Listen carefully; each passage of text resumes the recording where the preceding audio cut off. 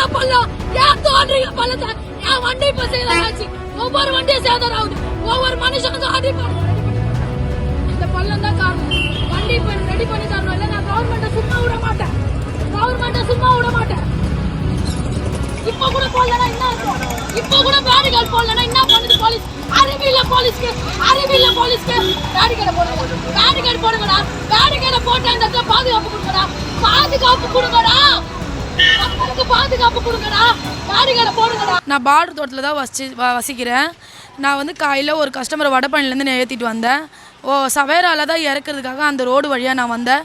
2 நாள் முன்னாடி கூட நான் பார்த்தேன், அங்கே பள்ளம் கிடையாது. அந்த போகும்போதே நான் ஃபாஸ்ட்டாக ஓட்டிட்டு வரேன். ஒரு வண்டி கிராஸ் ஆகுதான் நான் ஃபாஸ்ட்டாக ஓட்டு வந்து அந்த பள்ளத்தில் என்னோடய அந்த நேரத்தில் நான் திணறிட்டேன். என்னால் ஒன்றுமே பண்ண முடியல. நான் அந்த நேரம் தடவிட்டு வண்டி அப்படியே சைடாக போய் அங்கே இதுவாகிடுச்சா ஆக்சிடெண்ட்டு.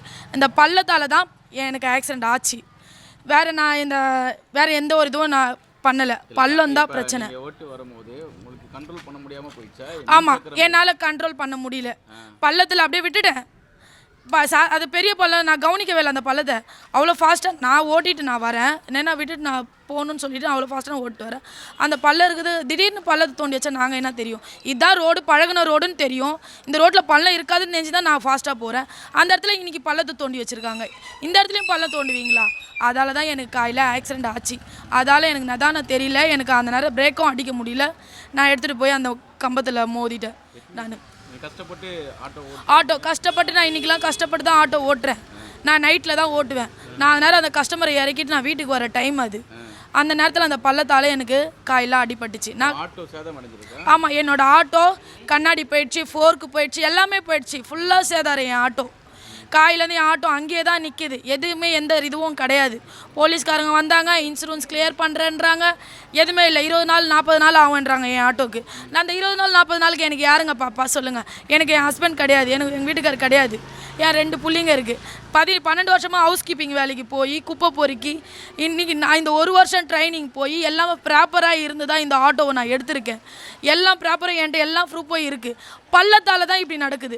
பள்ளம் ஏங்க இருக்குது? பள்ளம் நோண்டுற கவர்மெண்ட்டு, பள்ளம் நோண்ட ஆள் போடுறவங்க பள்ளத்தை மூடணும். பள்ளத்தால் தாங்க போன வாரம் என் சிஸ்டரோட ஹஸ்பண்டுக்கும் ஆக்சிடெண்ட் ஆகி சாவுற நிலைமை. அது 1/2 hourல அந்த பள்ளத்தை மூடிட்டாங்க. வந்து பார்க்குறோம் அந்த பள்ளமே காணும். அப்போ ஒரு இடத்துலையும் இந்த பள்ளம் இருக்கும், ஒரு இடத்துலையும் ஆக்சிடெண்ட் ஆகிட்டே இருக்குமா? மக்கள் இப்படி தான் நாசமாக போவாங்களா? ஒரு கலெக்டர் ஆஃபீஸில் இருக்கிற இடம், ஒரு மிலிட்ரி ஆஃபீஸ் இருக்கிற இடம், அங்கெல்லாம் மேன்மையாக இருக்குது ரோடு, அங்கெல்லாம் நல்லா இருக்குது ரோடு. இந்த பொது ஜனங்க இருக்கிற ரோடு ஏன் இப்படி இருக்குது? எவ்வளோ பள்ளம் பாருங்கள். நாங்கள் எப்படி போகிறது சொல்லுங்கள்? இப்போ என்ன சொல்கிறாங்கன்னா, நீங்கள் தொலைபேசியில் வந்துட்டு பேசிட்டு வந்ததாகவும் அதனால தான் வந்துட்டு இந்த விபத்து நடந்ததாகவும் சொல்கிறாங்க. அந்த மாதிரி நான் ஃபோன் நார்மலாகவே பேச மாட்டேன். நான் பேச மாட்டேன். என் பசங்களே பண்ணாலும் நான் ஃபோன் எடுக்க மாட்டேன். அவங்க பக்கம் நான் போலீஸ்காரங்க ஹெல்மெட்டுக்கு பிடிக்கிறாங்க, ப்ரூஃபுக்கு பிடிக்கிறாங்க, சண்டை ஓடி வந்து பிடிச்சி பணத்தை பிடுங்குற டிராஃபிக் போலீஸ். ஒரு பள்ளம் இருக்குது, அந்த இடத்துல ஒரு பேரிகார்டை போட்டு ஒரு பாதுகாப்பு கொடுத்தாங்க ஜனங்களுக்கு. அதை கொடுக்கலாமே. அவங்க பக்கம் நான் காலையில் சொன்னதுனால என் பக்கம் திருப்புறாங்க. பள்ளத்துக்காக நான் மக்களுக்காக நான் பேசுகிறேன். பள்ளம் இருக்குது, ஜனங்களுக்காக பேசுகிறேன். எனக்கு என்ன உதவி சொல்லுங்க? ஒன்றுமே இல்லை. பரவாயில்ல, எனக்கு அது ஒன்றும் வேணாம். பள்ளம் இருக்கக்கூடாது. இனிமேல் என் வீர பெண்கள் சங்கத்துக்கிட்ட ஒரே விஷயம் சொல்கிறேன், ஆட்டோ ஓட்டினர் சங்கத்துக்கிட்ட சொல்கிறேன், எங்கே பள்ளம் பார்த்தாலும் ஃபோட்டோ எடு, போலீஸ் அந்த இடத்துல வரவை, அந்த பள்ளத்தை அடி. போலீஸுக்கு இது ஒரு எச்சரிக்கை, முன்னெச்சரிக்கை.